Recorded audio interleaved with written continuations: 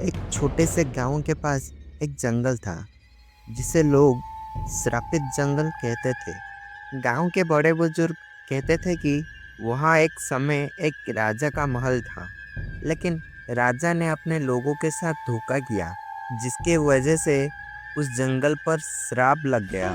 लोग कहते थे कि जो भी उस जंगल में गया वो कभी वापस नहीं आया। लेकिन आर्यन को इन बातों पर विश्वास नहीं था। उसका मानना था कि लोग बस कहानियां बनाकर लोगों को डरा रहे हैं। एक दिन आर्यन, मीरा और रौनक को पता चलता है कि उनके एक दोस्त रोहित जंगल के पास से लापता हो गया है। गांव के लोग कहते हैं वो जंगल में चला गया होगा। अब वापस आने का कोई मतलब नहीं। लेकिन आर्यन हार मानने के लिए तैयार नहीं होता। वो मीरा और रौनक के साथ जंगल के अंदर जाने का फैसला करता है। मीरा थोड़ी डर रही थी, लेकिन आर्यन ने कहा, हम अपने दोस्तों को छोड़ नहीं सकते। अगर हम डरेंगे तो कभी सच्चाई तक नहीं पहुंच पाएंगे। जब तीनों जंगल के अंदर गए तो माहौल एकदम अलग था। पेड़ सभी बड़े और अजीब शक्ल के थे और हर जगह एक अजीब सी खामोशी थी। कभी कभी पत्तों की सरसराहट होती, जो वहां से ज्यादा किसी के चलने की आवाज लगती है। जंगल के बीच में उन्हें एक छोटा सा मंदिर दिखता है, जिसमें एक पुराना दिया जल रहा था। मीरा कहते हुए रुकी, ये दिया कैसे जल रहा है? जंगल में तो कोई नहीं रहता। रौनक हंसते हुए बोला, शायद कोई भूत दिया जला रहा हो। लेकिन जब आर्यन दिया के पास देखा तो उसे एक मूर्ति दिखी, जो इंसानों की तरह लग रही थी। लेकिन उसकी आंखें जैसे आर्यन को देख रही हो। आगे चलने पर उन्हें पेड़ के टहनियों पर इंसानी चेहरे बनने दिखे। उन चेहरों के मुंह खुले हुए थे, जैसे वो चिल्लाना चाहते हों, लेकिन उनकी आवाज़ जंगल में ही कैद थी। मीरा डर कर आर्यन के पीछे जाके छुप गई, लेकिन आर्यन ने बोला, ये सब शायद हमारा वहम है। हम अपने दोस्तों को ढूंढने आए हैं। हमें अपना डर छोड़ना होगा। जब उन्हें एक खाली परछाई दिखाई दी, जो पेड़ के ऊपर से नीचे गिर रही थी, रौनक बोला, ये क्या था?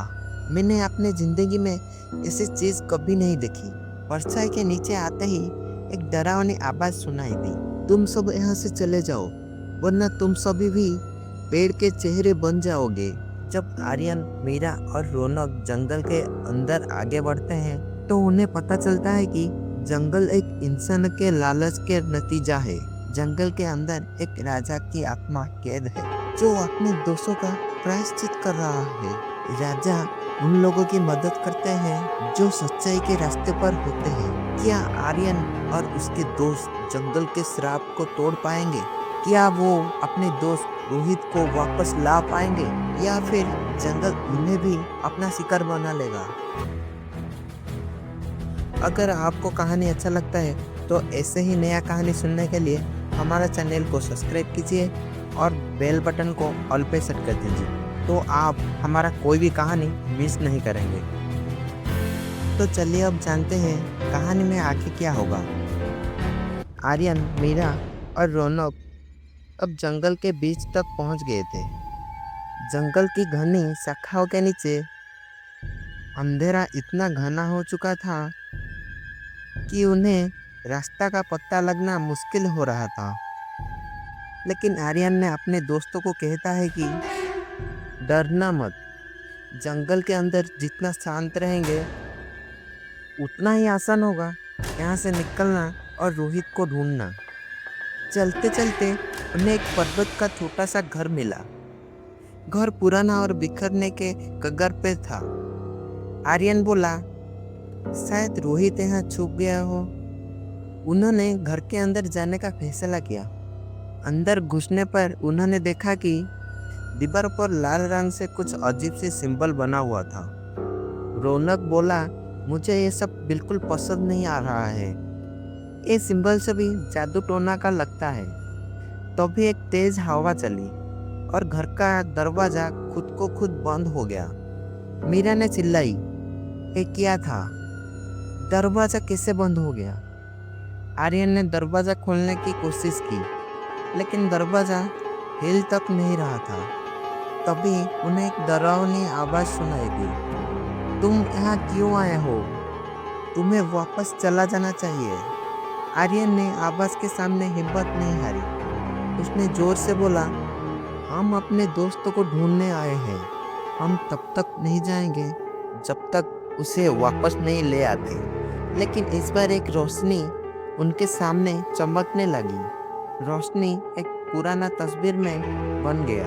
तस्वीर में एक राजा था जो अपने हाथों में एक तलवार लेके खड़ा था।